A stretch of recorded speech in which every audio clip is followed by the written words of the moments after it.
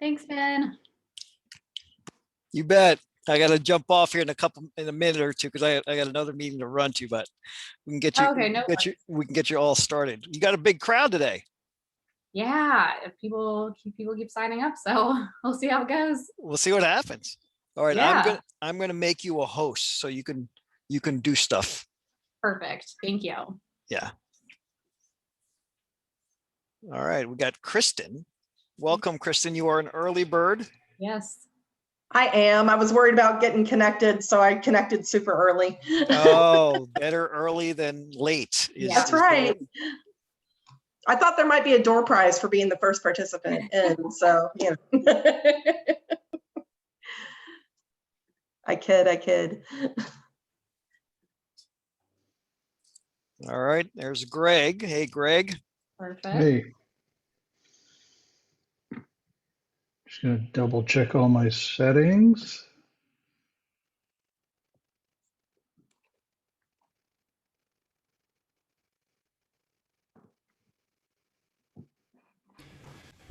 All right, there's a better microphone.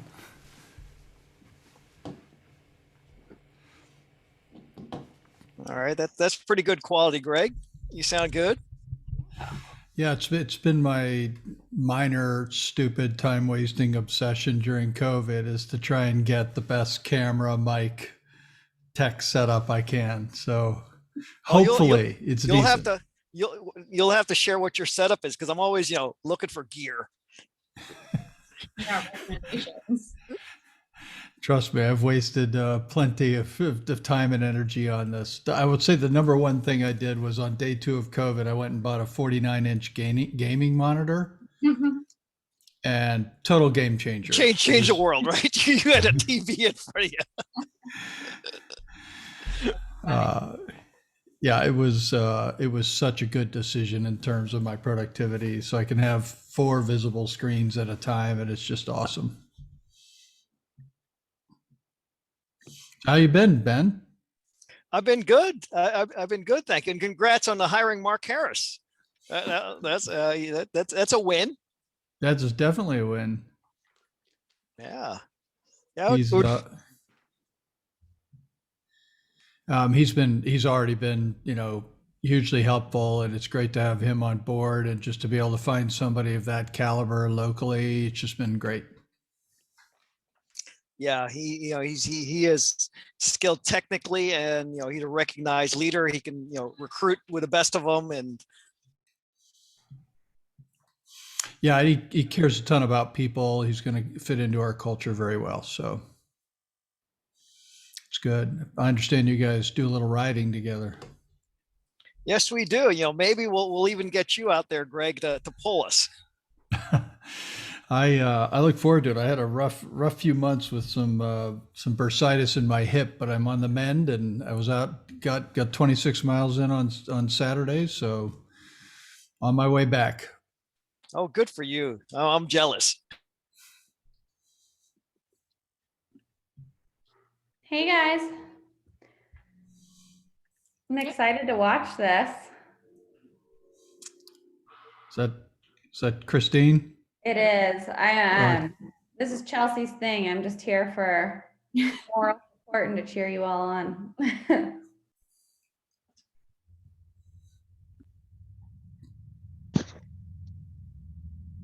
Hi, Mark. Hey. How are you today? Great. How's everybody? I'm pretty good. Got a lot of early joiners. I allotted like 10 minutes at the beginning for people to join because I wasn't sure how quick everyone would get on. Hey, Mark, I'm Greg. Hey, Greg.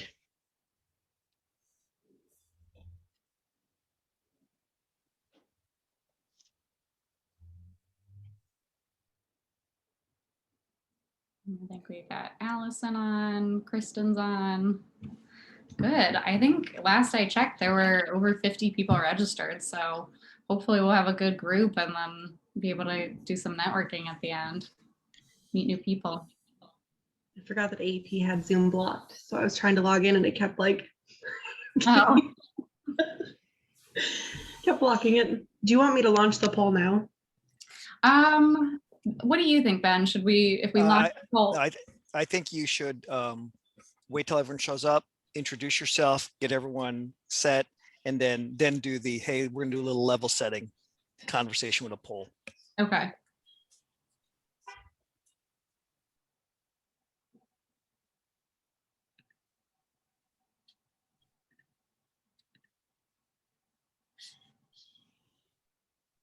Allison, be on the watch out. We got Zoom bombed the other day. So if you see some bad behavior, hit the "you're out of here" button. Will do. What is Zoom bombing? Oh, someone jumps on, they get the link somehow, and they just start doing bad things or saying bad things or showing stuff they shouldn't be showing. So, you know, Allison It's is our Greg bouncer. Yikes. I can do that. You can be our bouncer. You can, one thing you could do to just protect against that is you can go into, if you're the owner of the meeting, you can go into sharing and you can turn off the ability for anybody to share anything. That could be helpful. Don't do it. I'm here for the Zoom bombing.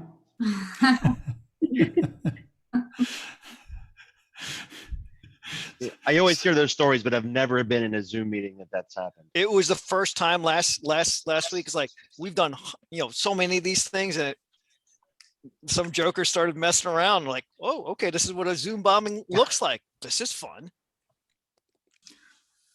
2021, people are stepping it up.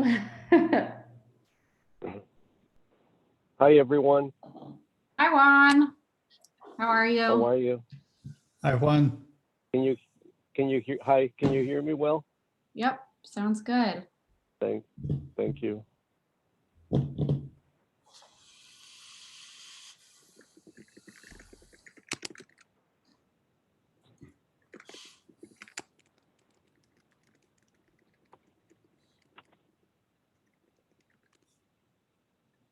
We're just letting everyone get admitted, and then once we get most of the people in here, we'll kind of jump in.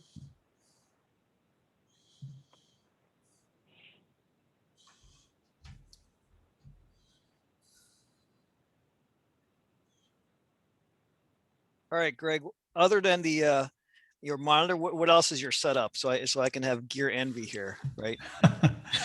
So I went through a couple of different cameras, but I ended up with a 4K camera that's on a gimbal, so I can move Oh yeah, around. does it follow you automatically? It doesn't follow automatically, but I can Okay. get it exactly. And then I got a Lume Cube light to help stabilize the light. And then I also have a second camera that I can point at a whiteboard. And one of the things you can do in Zoom, there's an advanced sharing option that instead of screen sharing, lets you show a second camera. And so you could do real live whiteboarding in real time, and the people are still visible plus the whiteboard. And then I got a good cardioid mic and mic boom so that I can kind of control the sound. And that's pretty much, I got the mic came with a mix board. So I've got a mix board so I can, you can actually change the sound of your voice. So you can do so I can do like a higher voice like that, or I can do a lower voice like that. Oh, so you could put on your Darth Vader voice. Yeah. Yes. That's funny. I need to get one of those like ring lights or whatever it is that like clips onto your camera, because there are very few places in this house where the lighting is good. The Lume Cube is kind of nice because it's the same concept, just a lot more portable. And you can just plug it into a USB port and stick it on the back of your monitor, and you can change the color, temperature, and everything. And $55, I think, so not a crazy expense. Yeah, that's what I have, Greg. I like the Lume Cube, and I don't think I'm ever going to be able to get the suction cup off the back of my monitor, because I mean, like, I try to take it off, it doesn't come off. Yeah, it works pretty well. If you wear glasses, because then you see like the ring of the light in your glasses the whole time. They can see it in the monitor. So that's the only negative about it. Yeah, so I've got my Lume Cube on right now and there's no glare. So I'll look it up right now.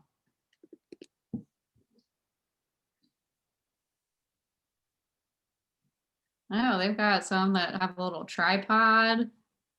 You've got some that are the suction cup. A lot of You options. know, they're probably going to go on sale as soon as everyone starts going back to work. Who's going back to work, Ben? No one, other than the folks who have little kids at home that said, "I gotta go. I cannot handle this at all." So anyone Yeah, that we- has 13 or under, they're going back to work.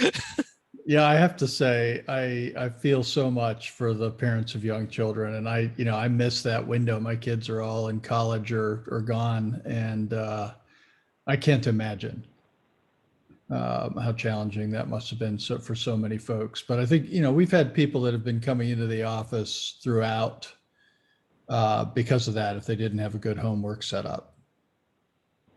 But I think we polled our folks a couple months ago, and 90% said they don't want to come back full time. Yeah, we got rid of our office. Yeah. We just flat out got rid of it. Were you guys at the Idea Foundry before? We were at the Battelle campus. Our Okay. lease came up. No reason to renew it. Yeah, our rent is super cheap where we are, and we still want to have a hub call it a collaboration hub, less of an office and more a collaboration hub. And so we expect to reconfigure it to be just more teams come in there on purpose to do brainstorming, whiteboarding, that sort of thing, but much less come and sit at your desk for the day sort of thing.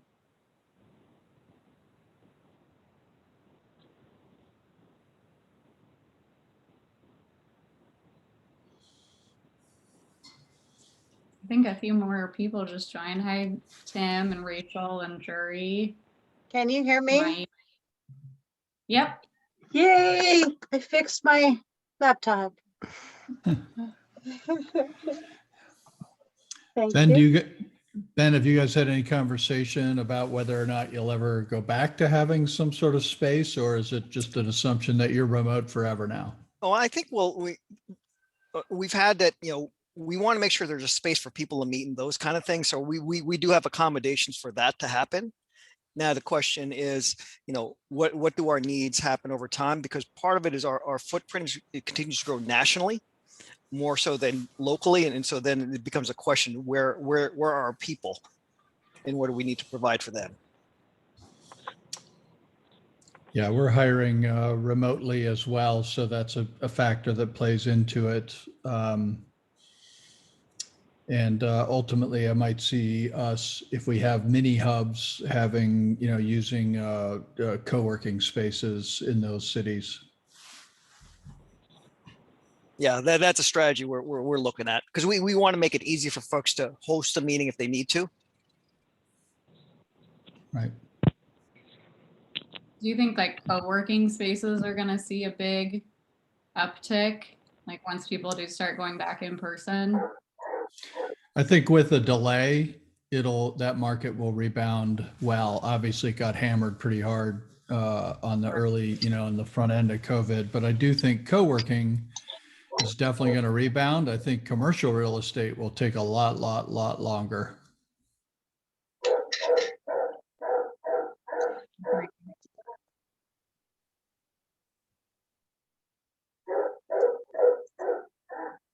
Someone's got a dog in the background. I assume so, Chelsea. It's not me. I locked mine out of my room.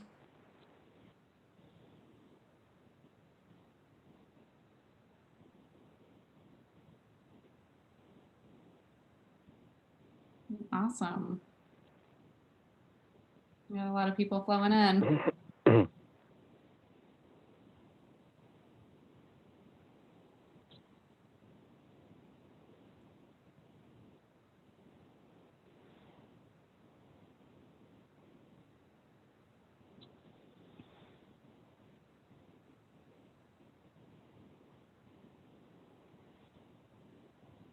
Well, it ended up being a really nice day today. I'm almost tempted to do this from outside.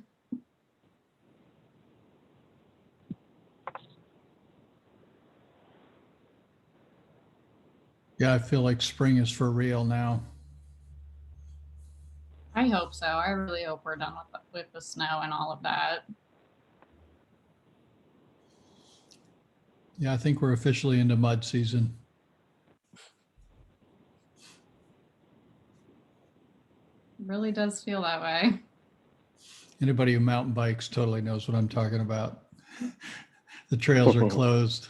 They're closed all spring because the trails are just mud and they don't want you to destroy them. Hmm.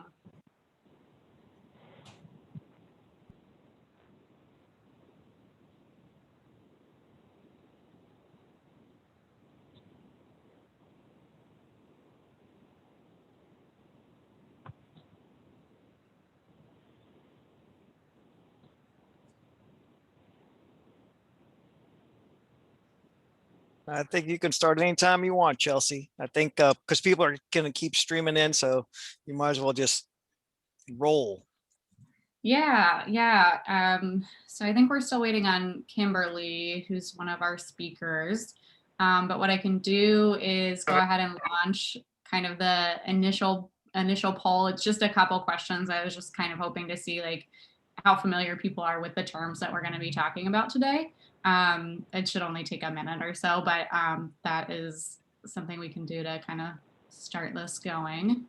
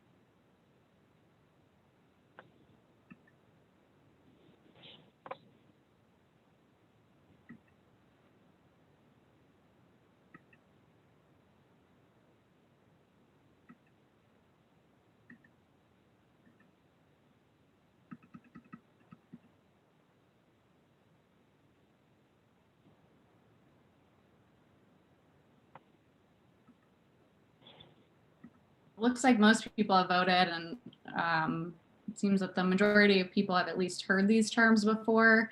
But then there's, maybe not as much clarity around the definitions or how we're using these. So hopefully this will be a really good conversation. Sorry, let me let this train pass.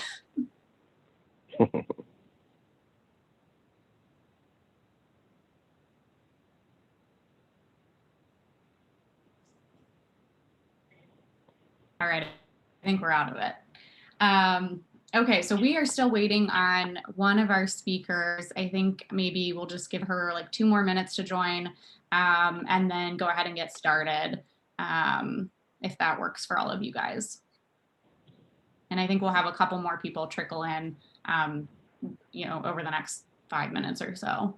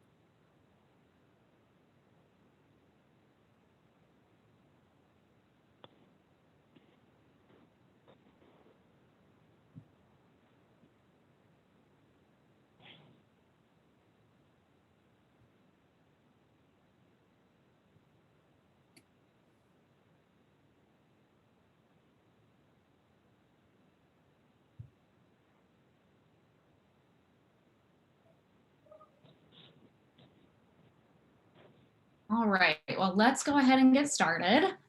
First of all, I just want to say thank you to everyone who's joining this discussion today. My name is Chelsea Akers. I'm the co-founder and COO of Level D&I Solutions, and I'm also your host for the Gray Spaces Talk show going on this spring. So our focus for the show is highlighting tough conversations and some kind of contentious topics that often come up around discussions of diversity, equity, and inclusion. The Gray Spaces guest speakers all come from a variety of backgrounds. So some of them are DE&I practitioners, some are educators, some are students, and some are C-level change makers in their organization. And all of them have a unique relationship with diversity, equity, and inclusion.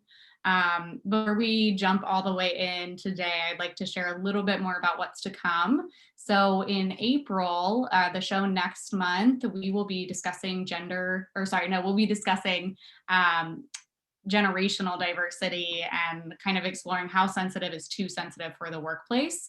And then in May, we'll be talking about feminism and all of its glory and shortcomings. We will also work on putting an email form in the chat so that you can sign up for updates on this show and then also for the other 14 shows that are going on as part of TechLife Live. They're on topics ranging from human experience and user experience to startups to innovation and healthcare. And I really hope you'll check them out because there's a lot of cool topics. Okay. And for today, we have hopefully three awesome guests who are joining the conversation, and we're going to try to kind of come to an understanding around white privilege and reverse racism, how it shows up in our lives and in other social situations, and the repercussions for kind of living these topics in public spaces. So first, Juan, do you want to introduce yourself really quickly? Yes, thank you, Chelsea, and thank you everyone for joining. Chelsea, thank you for putting this together. My name is Juan Armando Rojas. I was born in Mexico, and I completed my education and grad education here in the United States. I have worked in academia most of my life, but right now I'm doing consulting. I'm very pleased to see that many companies, many businesses are hiring for the DEI position. That means there is a transformation. That means there is a change. And I will mostly be focusing on racism and reverse racism, as I have been observing and doing research and studying things here in Central Ohio. All right, awesome. And then Greg is our second panelist. Greg, if you want to jump in and introduce yourself, that'd be great.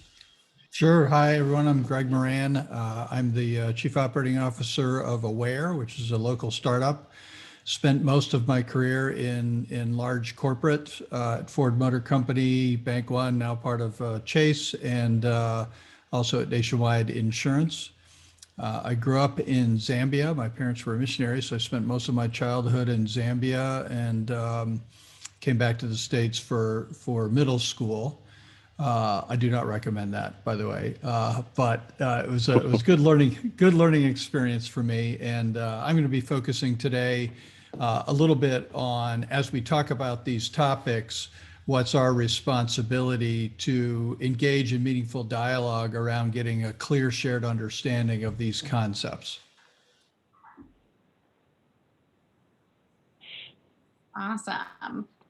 So we will go ahead and get started talking about this. Hopefully Kimberly is able to join. I know there are some other people on the call that I can kind of tap on to talk about some of this stuff. And as we have this conversation, please feel free to have questions in the chat. No, she's home. She should be upstairs. Dave, I think your microphone is on.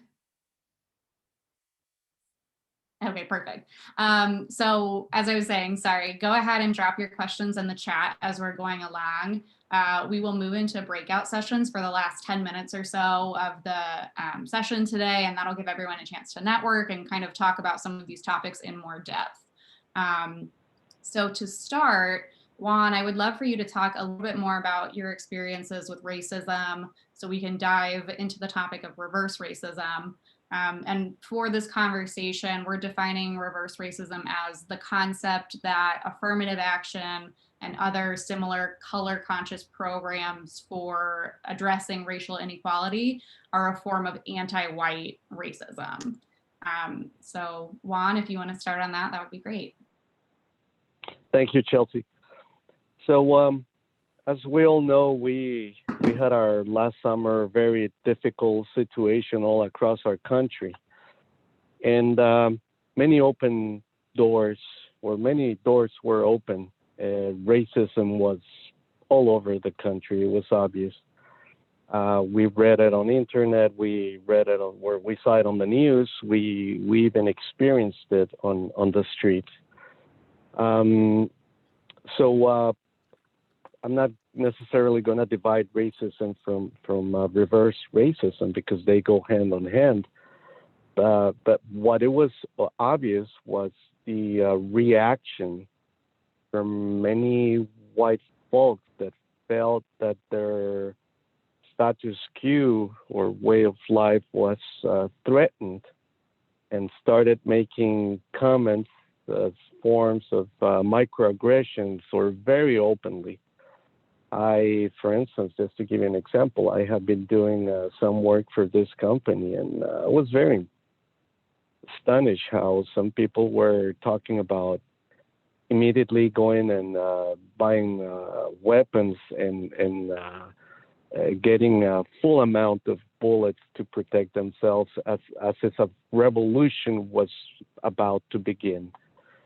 And talking to them, then going through my reflection, I noticed that there's much training that needs to be happening, which is why during my presentation I mentioned that I was very pleased that many businesses were hiring DEI officers, because I also hear a lot of people saying people need to be accountable. And this is something that I have reflected a lot. Yes, they need to be accountable, but what about training? If we don't do training in our places of work, of course, in our own houses, at our schools, then how can we ask people to be accountable? And I'm not saying that accountability is not necessary. What I'm asking here as a part of my reflection is, how do we train people? How do we enroll people so they can understand what many other people in this country have been experiencing through many centuries and many phases of their life? And how can we go to this place where we can create a more inviting, more inclusive environment? And here I mean the place of work, when we go to the store, when we're walking or running on our neighborhood, when we go anywhere. And it has been, if I'm thinking about reverse racism, why do people feel threatened when other people are trying to search or create places of equity? What's going on their minds? What is it that they're thinking? What is it? Why do they think things are going to be worse if other people start finding opportunities, job opportunities, life opportunities, well-being opportunities, health opportunities? And that's basically where I center my reflection. If anybody has anything to say, I welcome any comments. Yeah, Greg, or I saw Kimberly joined as well. I don't know if either of you had some additional thoughts you wanted to share on reverse. Yeah, I think it's Yeah, I think it's great observations, and I completely agree with the training point. I mean, there has to be an awareness and a shared understanding of these concepts. I also believe that oftentimes, Juan, there is my answer to your question around why are people threatened when other people get opportunity generally starts with what people refer to as a scarcity mentality. The assumption is if you win, then I must lose. And that premise leads to, I think, a lot of the phenomenon that we're talking about today and many others, right? That starts from this premise of we can't all succeed. And so therefore, if you're succeeding, there must be some risk to my success. And I think if we could begin to really change that premise to more of an abundance mentality, you begin to change people's attitudes to, well, wait, we can both win. We can both be successful. We can both have opportunity. That being said, I do think that when there is change occurring in any social structure, it doesn't occur in an even way. So at a micro level, you can see inequities that do occur on the change process. The question becomes, can we tolerate some of those, call it micro inequities or, unintended consequences while we're moving generally in the right direction? As an old white guy, I've totally been looked right in the face and told by a company, I cannot hire you because you're not a minority and you're not, and you're not a female. I mean, those exact words. So in that moment, to me, did that feel like a level playing field? No. But in the larger scheme of things, do I understand the dynamics that led to that moment? Absolutely. And I can deal with that because, I do have a huge amount of opportunity as a function of my various characteristics. And so in that moment, I honestly thought, all right, I get it, right? Sometimes there are these micro moments that don't match up to the macro intent, but we've got to tolerate that on the journey to something larger and better. I think what you just said was really interesting, Greg. The fact that someone would tell you, you didn't get the job because of this, this, and this. I would hope that they would tell you also, hey, we have a larger plan, right? And here's what we haven't been doing for a very long time. And so right now we need to focus on the groups that we have not focused on, but there's opportunity for everyone, right? And so I think that in itself is an issue that people don't really know how to address. They don't know how to communicate those points very clearly so that people understand it is not me for you, it is for all of us. And I think that is the problem. Very recently, I actually moderated a panel with some CEOs of very large corporations, and we talked about the mindset that it took to really create diverse pipelines and the problems that they had, the challenges that they experienced with people who were existing, who were so fearful that they would lose their jobs because they were now bringing in other people. And the need to illustrate and demonstrate that there is an opportunity to make a bigger table. We don't necessarily have to take the chair from underneath you. We need to do what we need to do so that we can build a bigger table so that we can all have a voice. And until people are comfortable with that conversation or with actually the actions of staying true to what you need to do to make that happen, I think we're going to see a lot of, you said micro inequities and fits and starts. And then that's what leads to this discomfort. Couldn't agree more. That's that abundance mentality that really opens up so much more possibility. If you start with the premise that we can all succeed, it changes the game immensely. Yeah, I think some really great points there, and kind of all leading back to this, just not really having a shared understanding of what these words mean. And people may have a visceral reaction to hearing affirmative action because they, to your point, Kimberly, maybe don't understand what that means. And it's not, Greg, we're not hiring you because you're a white man. It's, we have an organization full of white men who have similar backgrounds, and we have not historically prioritized people from other backgrounds, and we need to focus on that now. But moving forward, that will create more opportunities for everyone. So this may be an interesting and polarizing question, but Greg, Juan, and Kimberly, do you guys Hey, think Chelsea, just before we jump into that, maybe we can give Kimberly a moment to introduce herself. Yes. Yeah, we can do that now. Apologize. So I want to apologize because I knew it was 3:45. And then I got a call from a client and I was like, okay, I have to get off, I have to get off. And then when I tried to get on, my camera wouldn't work. And so it was just one thing after the other. So I apologize for being late. I'm usually never late. So I definitely apologize, but I'm looking forward to this conversation. So I'm Kimberly Miner, and I am the CEO of Bumbershoot.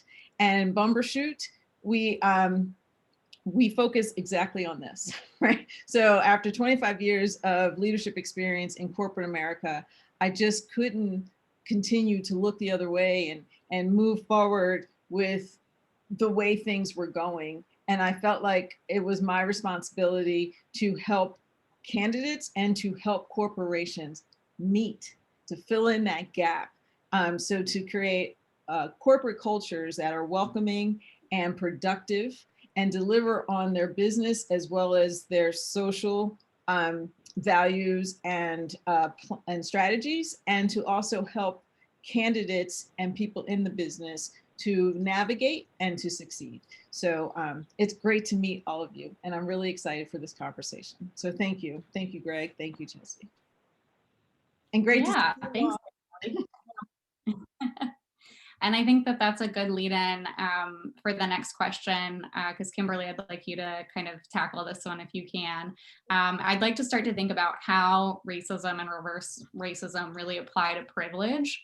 And so when we're talking about privilege, and maybe more specifically white privilege today, we're talking about the implicit or systematic advantages that people who are deemed white have relative to people who are not deemed white. So it's the absence of the suspicion, absence of other negative reactions to the way that someone looks because of their skin color. So Kimberly, if you could talk a little about how you've seen white privilege show up and how you've seen it used, as well as maybe talking about other types of privilege, I think that would be a great way to go. Absolutely. Well, I've seen white privilege most of my life, and because it's been a long life, I won't take you on that long journey. But I was just having this conversation today about white privilege. And I was talking to a white female friend of mine, and she said, I've never been Black, but I really don't know how I've been privileged either. And so I gave her a few examples, right? So, and I'll share those examples with you just to kind of frame it up as to what it looks like. So one example I gave her was in talking about the protest, right? It's fresh in our mind, it happened this summer, continues. And I said, if I'm talking to a white person and I say, we're talking about protesters and we're talking about police brutality and the disproportionate number of Black people who are killed by police, innocent Black people. And when I say disproportionate, just to be clear, because I hear when I have that conversation, more white people are killed. It's disproportionate to the percentage, to the demographic, right? So, and you say back to me, you know what, I stand with you with Black Lives Matter. I just don't understand. I just can't support the violence and the destruction of property. That is an example of your privilege as a white person, because if you are in a situation where you are part of a group that has been oppressed for stuck in this situation where you are using your constitutional rights to protest the mistreatment that you have experienced year over year after year, and you have a sign, you don't have a weapon, you have a sign, and you are walking to protest treatment, And you see on your right, there are policemen. And on your left, they're the National Guard. And they have guns. So guns kill. And they are bringing violent energy and violence to your peaceful protests. As a result of you peacefully protesting, they are now attacking you and preventing you from your right to protest. And if in that situation, there is damage to buildings, and you, as the person I'm communicating with, are more concerned with the value of those buildings than the value of those people who are marching for their rights, then you have a privilege that they don't have, because you can sit in judgment and evaluate their lives or the buildings. So that's an example of white privilege. Or we are together, and this is a real situation. I grew up in a all white neighborhood. I'm with a friend of mine. We are at the mall. We both have money in our pocket. I've never shoplifted. I've actually never done, I'm a pretty boring kid, but I get followed. Even after I've paid for what I bought, I'm followed in the store. She's not followed. We get out into the mall and she's picked up a tube of lipstick. I've never shoplifted. When I go back to interview for a job at that store, they say, oh yeah, you were with those kids who shoplifted. And I said, well, what kids shoplifted? They were just here. Now, I've never been to the store since then. And then I see the kids walk by the store and they say hi to me because they go to my school. But the assumption was I was a part of that group because they were Black, I was Black, and I was with them, so I was shoplifting. When the truth, when I was there the last time, I was with a white person who actually did shoplift, right? And that's the privilege, right? She had the privilege. She didn't even think twice about it because she was like, oh, I'm with Kimberly. If they're going to pick somebody up, they're going to pick her up, right? And so those are just a few examples of white privilege. And then you think about being able-bodied. Like there's so many ways to think about privilege, right? So you think about being an able-bodied person, right? And that privilege to walk wherever you want to walk to make judgments. Oh, should we put a ramp in here? Well, we're going to make that judgment even though we're able-bodied, right? That's another example of privilege. I even have privilege. I have privilege from a socioeconomic privilege, right? So I live in a certain neighborhood. I've been a very successful executive. I have the privilege, and my children, they have the privilege as well. They have an intersection. So they have a privilege of social economics. So when it's time for the SAT or the ACT or making sure that they're doing well in school, I can afford to get them the tutors they need so that they can compete with anybody. But when I walk out of my very nice house and into a neighborhood where I might not be known, or if I'm on the road, as a matter of fact, I have an 18-year-old who is visiting a friend. I have to worry because he's driving. Will he get home? Even if my younger son decides to walk the dog in this very affluent neighborhood where everyone knows him, if there's someone driving through who doesn't, are they going to call the police and say, oh, there's a strange Black man walking the dog? He's 15, but he's tall and he's walking the dog. Oh, be careful. There's a big Black man with a big dog. He might be dangerous, right? So then so when one privilege intersects with another, which becomes more important? And so if you go through life and you really think about all the privileges that we have, and are we using them? How are we using them? That's where the crux of this is. How do you use that privilege, right? So if you're a white person and you hear white privilege, then oh, I don't have privilege. Why would you say that? There has to be a way to talk about that where it's not, you have to confront it, but there has to be a way to talk about that without the other person feeling guilt, but understanding the power of their privilege. And I think that's something that everyone needs to consider, like the power of my privilege. If I thought about, okay, so I'm in a certain socioeconomic group, what do I do with that? Okay, so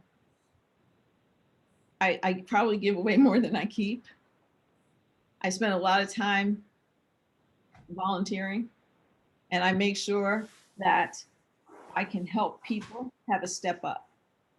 If you have white privilege and you're in a situation, let's say at work, and there's someone there who is a superstar, but they don't have white privilege. And so they are working hard and harder, and they're not getting the opportunities that, you know, someone who might not be as smart or might not be as hard of a worker is getting. As a white person, do you use that privilege to stand in the gap for that person who doesn't have that privilege? What do you do with your privilege? That's my question. And that's the question I have when I talk about this all the time. What do you do with that privilege? I don't know how many of you are familiar with Peggy McIntosh. Are you familiar with Peggy McIntosh? Yeah, jury. Yeah, right. Okay. It's deep, right? So she talks about that invisible knapsack of privilege and all the different privileges that we have, and what do we do? What do we do with that? That is the question. And if it makes you uncomfortable, good. Let's have more conversations about it. And we should have as many conversations as it takes for you to identify, to have a plan for what you can do with it, so that we don't have to sit here and have these conversations anymore. But it's going to take a long time. I think that's really great, Kimberly. One of the great examples I have heard as, you know, how to kind of deal with people who have, you know, white privilege and may have, you know, a defensive reaction to it is having white privilege, or really any kind of privilege, doesn't mean that you haven't faced difficulties or that you haven't worked for what you have. It just means that your life hasn't been made more difficult because of the color of your skin, or, you know, insert privilege here. That's a good example. That's a good definition. Now, I know that when you did that poll at the beginning of the, so I wonder how different it is now that we've kind of had this mini conversation about it. Yeah, I think once we get into the breakout room, that'll be a good time for us to like check in and see how everyone's doing. But I think your conversation on, you know, how much longer we have to have these conversations is a really good segue into this next part.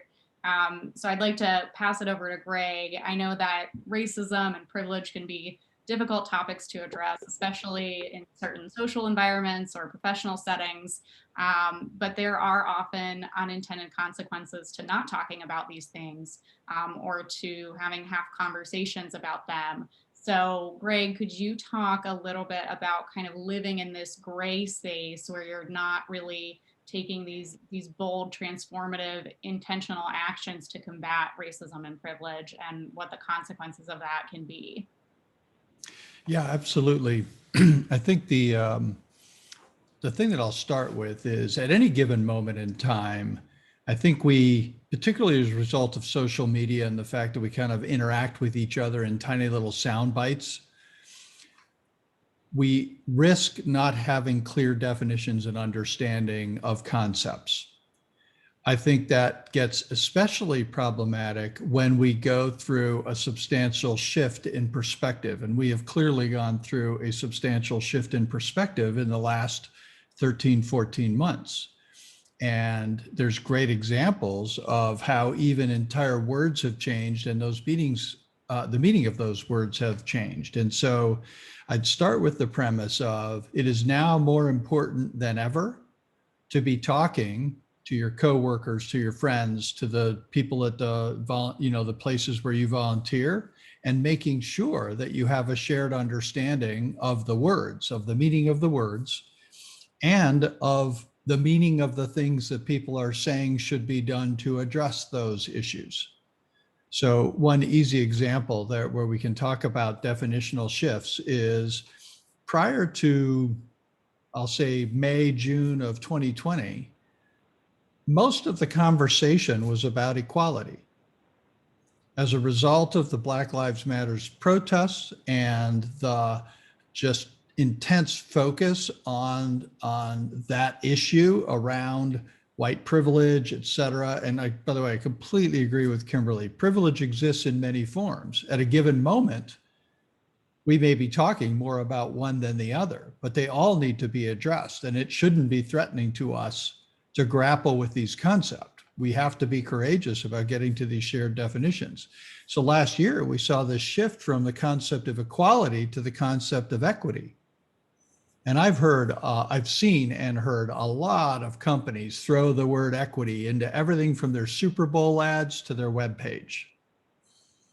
And I know for a fact they haven't spent a lot of time thinking about it. They just know it's the word now, right? And they haven't really thought through the implications of what the shift from a focus on equality to equity means. And they haven't enlisted their own organizations in the meaning of that. And they haven't defined the things that need to be done. And maybe it's not inherently bad to start using the word before you have a shared meaning for it, but it has some risks. It could be very divisive. And I'd certainly encourage organizations to at least rapidly follow the use of that word with really meaningful dialogue about what it means to that organization or to that group of people or to that charity and its strategy.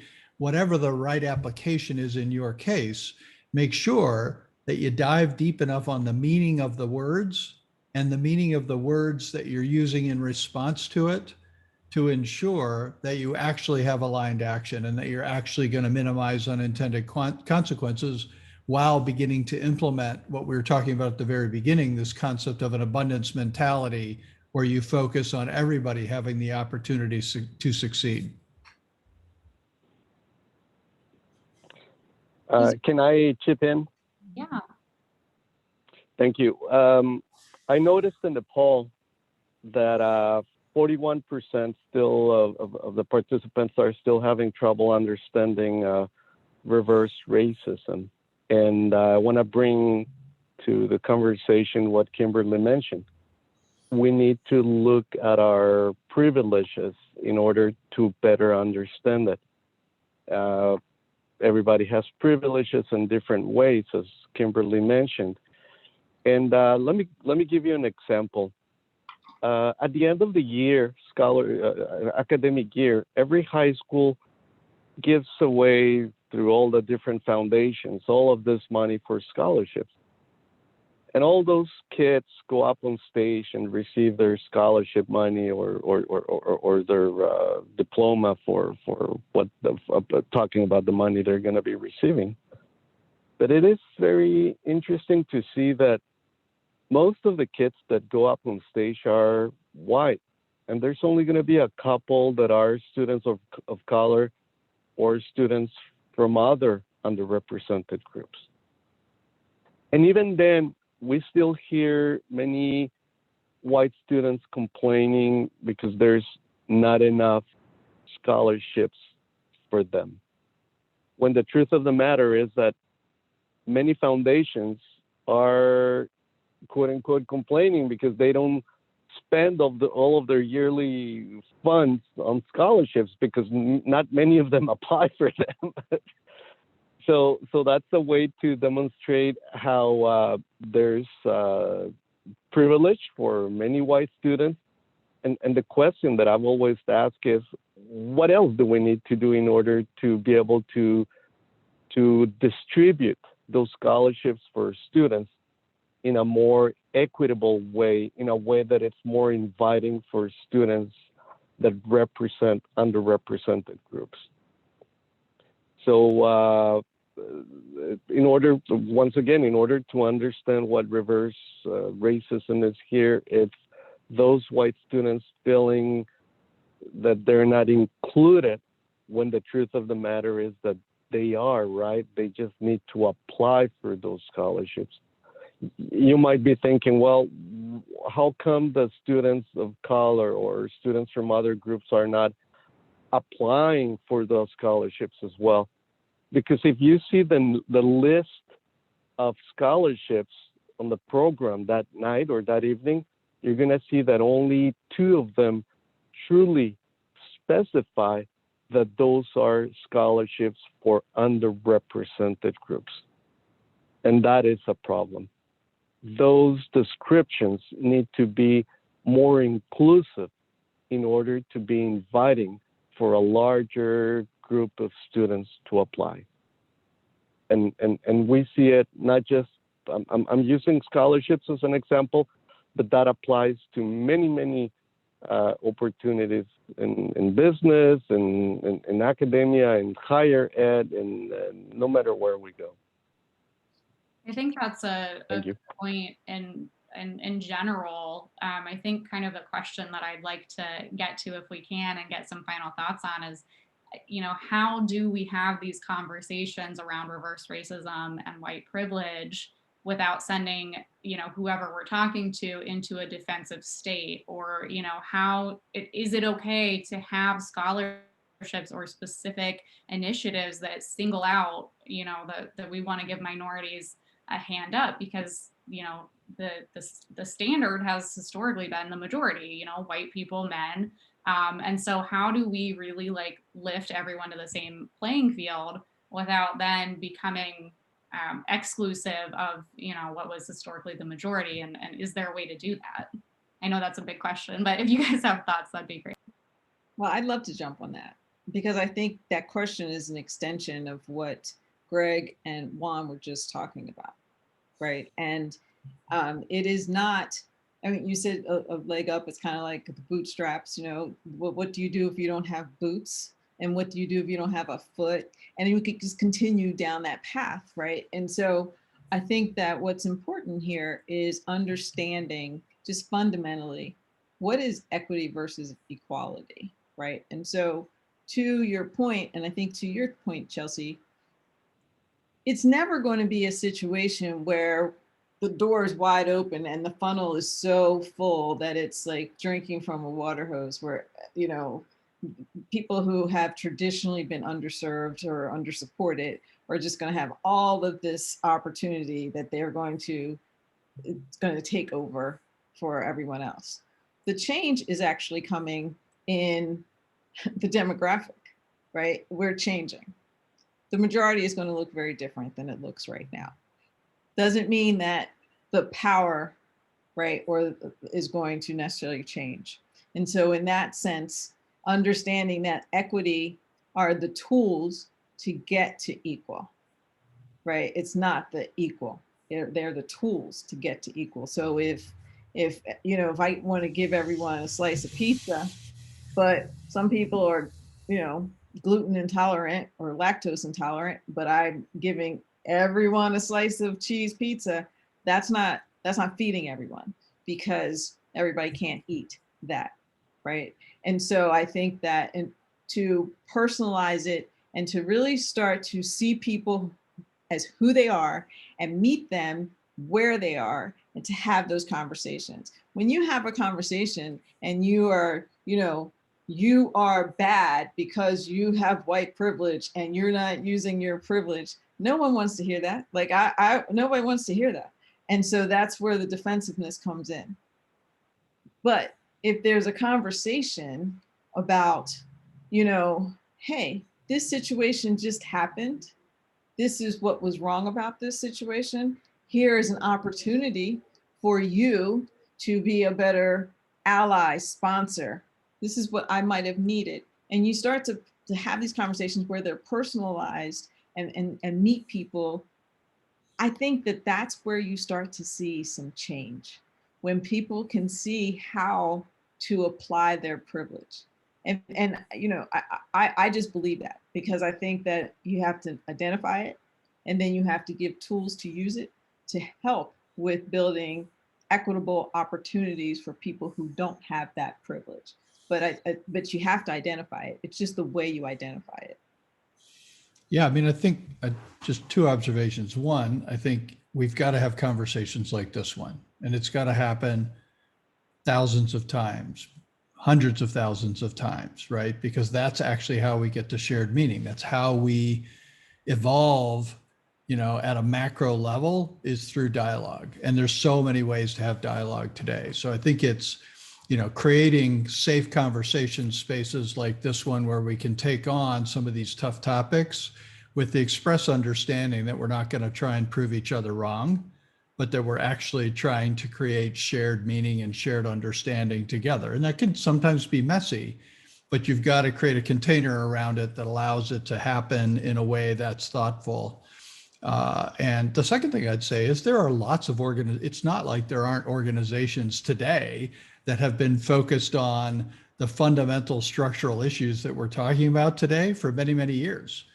I spent a ton of time working with junior achievement, and junior achievement, while you can't say every program in junior achievement is focused on equity, there are definitely a number of programs inside of the junior achievement, framework that I got to see firsthand were phenomenal programs at addressing equity and creating even the sense of possibility, this abundance possibility. I can't tell you the number of fifth graders that I saw going through BizTown that had never considered that they could participate in the economy. And when we helped them through BizTown and they realized they could be the mayor, actually be the mayor of a city, it was a game changer. And that's a little micro moment of equity because it leveled the playing field in the most important place first, which is their head. If it's possible, then we can work on what's in the way. If you don't think it's possible, it gets a whole lot harder. No, I think those are really great points. And so we're coming up on about 10 minutes left. And I mentioned earlier, we want to break out into these, we want to get into these breakout rooms.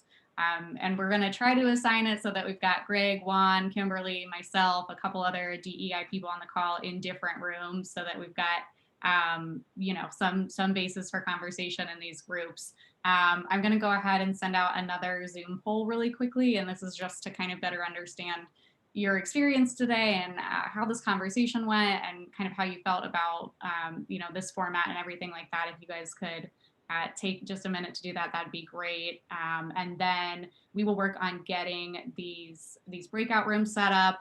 I've seen some good questions come through the chat. That's a good place to start. And as an action item, and Kimberly kind of touched on this earlier, but I'd like everyone to kind of think about and map your own privilege.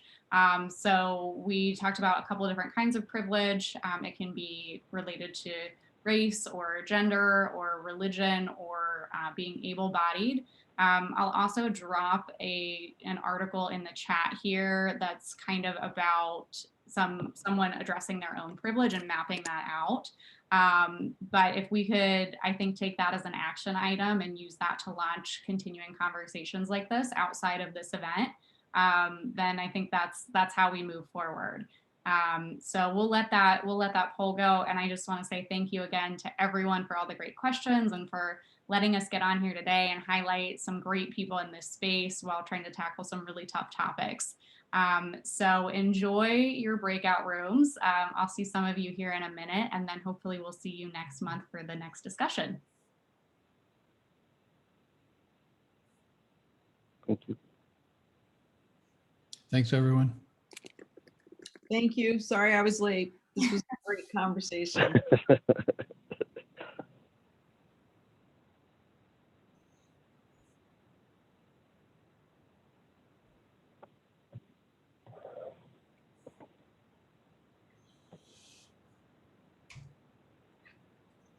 So what are the mechanics of this, Chelsea? Do we just pop into another room? Yeah, I think so. So I think you'll Okay. invite to join a breakout room, Got it. and then we'll kind of go from there.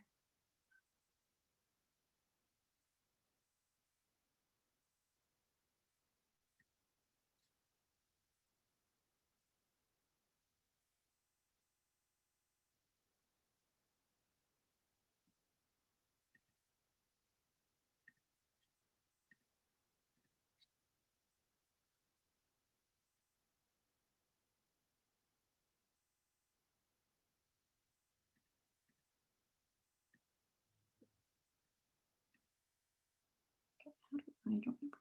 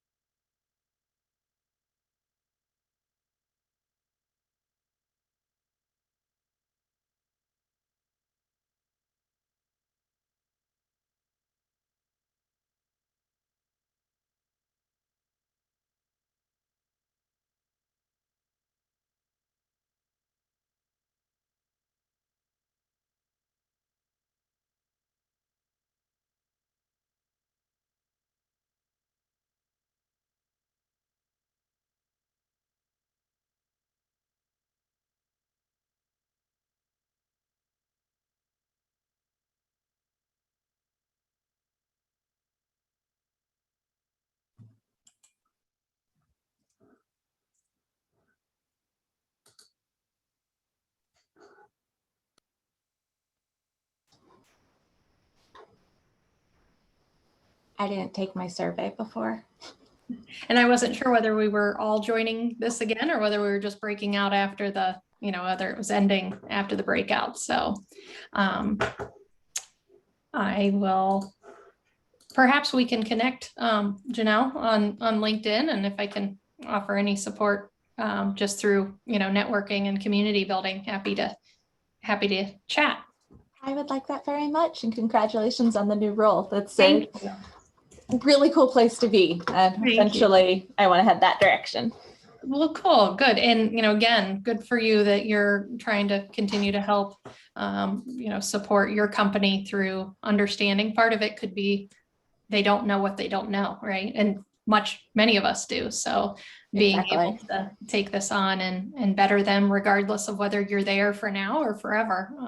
It's part of all of our responsibility. So good luck to you. And I just found you on LinkedIn here, so I'll send you a quick invite, and hope you stay healthy and enjoy spring. Yes, you too. All right, take Bye. care. Bye-bye.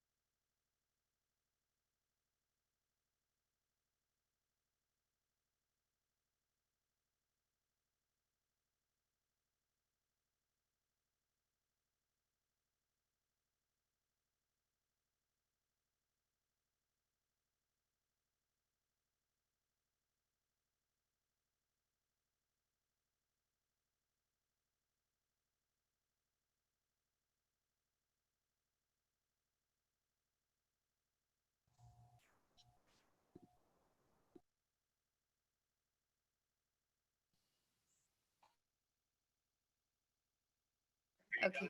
Yeah. Oh my God.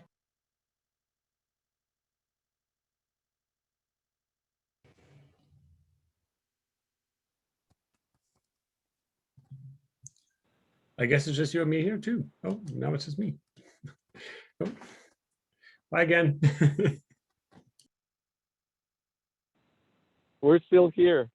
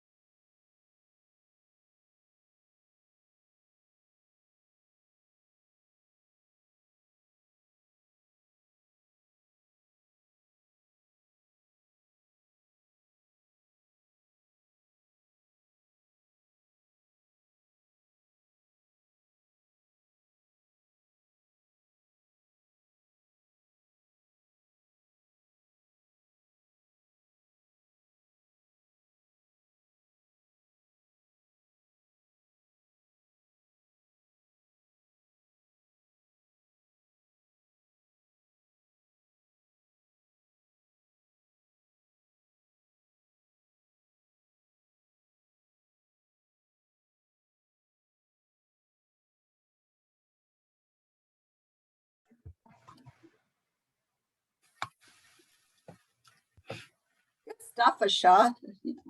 I love what you said on the development stuff. That was awesome. Oh, yeah, it's some stuff that I get, that I can get passionate about. So, Oh, yeah, I mean, such a great point, because, yeah, I think that's just such a good point, that we tell companies, like, I have this pilot program that I'm working on to try to I'm pitching it to a couple of clients, and that's one of the pieces that I talked about was the mentoring piece. I said, it's one thing that I can bring you diverse candidates, but if you're expecting that this diverse candidate is going to be able to come in like, so-and-so who graduated from Ohio State University, has a, IT degree, that's not going to happen, and if you treat them that way, then it's not going to be a successful jaunt for either one of you. But if you have a coach and a mentor, somebody they can buddy up with, then we could have some possible good success. And bringing somebody up from a lower socioeconomic background, and lifting them truly. So, yeah. that's like my biggest thing. I've been working with NCUS, the National Center for Urban Solutions. They do a lot of like IT certifications for like Amazon warehouse or Amazon architecture, and then like the base level AWS, and then like a TIA cert. Like there's a bunch of different certifications that they're doing in IT. They're out of Columbus, Cleveland, and Philly, and New York City as well. And so yeah, I'm actually speaking at one of their classes tomorrow night, and that's one of the biggest things, and that's one of the that's the biggest piece of feedback that I've gotten from them, is that we are fearing that we're releasing our alumni out into a world where they quote unquote they're equipped, they have the certification, they know what to do, but the environment isn't right. Well, this is what I so yeah. Yeah, I just talked to, I pitched the idea to Kroger, and I've got a couple other accounts that I've got it set up to talk to them about the concept. But we have a partnership with a training company, Galvanize, who that just happened. I think Galvanize just bought Tech Elevator. And so they have students that they've already gone through the program, and they have these diverse students that they have in the program. And so what I've talked to them about is if we could have a pilot project, like at Kroger, with a skills gap specifically, and maybe it's in data, or it could be, in a development skill set, maybe Java based, et cetera. But that they have an actual project that they can work on, and that they have them teamed up with a mentor. That almost like pair programming, an agile methodology type approach, and that they are working with that person hand in hand for a duration of time. because I said it's not going to be successful if you just put them on a pilot program and they did a boot camp. I mean, they may have some fundamental skills, but there's just so much that's so different than a real live experience, a real project. And that's what's going to, really teach them if they can get and have that, coaching piece. So I'm hoping, and so the whole thing is to do a contract to hire with these individuals, to give them a period of time to work through the program. And then at the end of, 6 months, a year, whatever, then the client can move them over to their full-time staff. And then they start really, hiring a more diverse staff, so. I did. Yeah, because it sets up. Oh, okay, good. Sorry, no, yeah, I like that idea because what it does is it sets up those sort of informal, relationships and like mentoring type opportunities to where, normally, and I think everybody is very tribal in the sense that like, we pick people who make us feel the most comfortable and who we want to hang out, who we'd want to hang out with on the weekends. And so what that does is beer with after work. Yeah, exactly. So what that does is that pairs you somebody who, who is open to this opportunity to wanting to be a mentor to somebody who's different from them. And it makes them form these bonds to where, at the end of the day, if they can, as long as they cut the mustard and can do the job, that bond is formed in a different way rather than, just seeing somebody who looks like you and wanting to hang out with them and making sure they get the job. So I think, I think that is a very important step to that process because, again, it's going to form those bonds, in terms of mentor mentee that could help, push and give that person an opportunity, which they otherwise wouldn't have had if they were just plugged into a sink or swim opportunity. But yeah, I'll get out of you guys here. I can talk about this stuff all day. Oh, I know. I love it. I appreciate it. Everybody. Nice to meet you, Kimberly. Everybody have a great day. Thank you. Thanks, everyone. Have a good evening. All right. Thanks, guys. Bye.